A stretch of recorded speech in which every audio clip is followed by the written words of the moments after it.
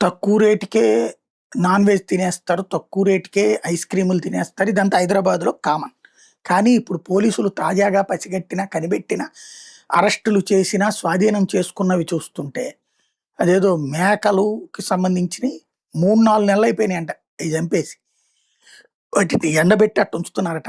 తలకాయలు, మేక తలకాయలు, మేక కాళ్ళు ఇవన్నీ. ఆ మటన్‌కి సంబంధించినయి ఏవో చేస్తారు గదా! వాటికి సంబంధించి. అట్లాగే ఐస్ క్రీములు, చివరికి లస్సీలకు సంబంధించినవి కూడా దారుణాతి దారుణంగా ఉన్నాయి.